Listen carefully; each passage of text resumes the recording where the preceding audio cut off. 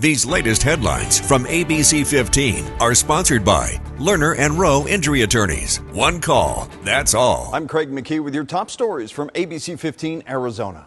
Tracking developing stories right now, 3 people are in critical condition after a crash near 35th Avenue in Van Buren. Taking a look at the scene here, officials say fire crews arrived to find a car on fire, quickly putting it out.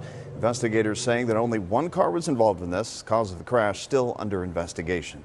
A Mesa teacher is facing aggravated assault charges after allegedly fighting with a student. On Thursday, Mesa police say they were called to American Leadership Academy for reports of a teacher physically assaulting a student. They say it started when a 14-year-old boy approached 52-year-old Nathan Hansen and tried to take a phone from his hand during physical education class. Hansen allegedly pushed the student to the ground and dragged him by the back of his hoodie off the basketball court and up against the bleachers. Mesa police say the student suffered minor injuries. Investigators arrested Hansen for assault on a minor, and he was placed on administrative leave. On day 41 of the longest government shutdown in history, an end is in sight now. 8 Democratic caucus members joining Republicans in advancing a funding bill that would reopen the government. This after weeks of voting to keep the government shut down to fight for lower health care premiums.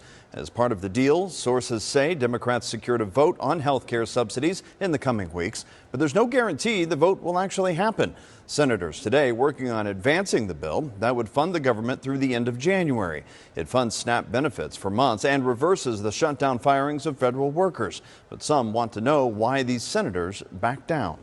How do you explain, though, to your constituents why it was worth it to put up this fight for so long when in the end you did not get your key demand? Because it wasn't working. But several steps still have to happen before the shutdown is over. Once the bill passes the Senate, it then goes back to the House for a full vote. Meanwhile, the number of delays at Sky Harbor continue to skyrocket amid the shutdown. Our team seeing the amount in the hundreds at one point. We're seeing the delays as well, impacting most airlines to a wide range of destinations, from as close as San Diego to Washington, D.C. Even private planes and other small flights like training flights are canceled. In minutes at 3:15, we are diving deeper into the travel chaos and hearing from one traveler who had to cancel his flight and drove 20 hours to his final destination due to the travel turmoil. And nearly 7 weeks since Arizona's CD7 special election, and our newest member of Congress still hasn't been sworn in. But there could be some hope now for Representative-elect Adelita Grijalva. Sources telling Scripps News Group that Grijalva will be sworn in as soon as this week. Reports indicate that House Speaker Mike Johnson will conduct the ceremony before a crucial funding vote. Grijalva expressing frustration over the delay, saying in part, quote, "This delay never should have happened in the first place. For 7 weeks, 813,000 Arizonans have been denied a voice and access to basic constituent services." A federal judge today temporarily blocked the Trump administration from cutting back SNAP benefits and punishing the states that released them. Arizona Attorney General Chris Mays and 24 other state officials won the court order after the USDA sent a late-night memo on Saturday. The memo threatened to punish states that had already released November SNAP benefits to families. Several states, including New York, had already begun issuing the benefits following earlier federal guidance.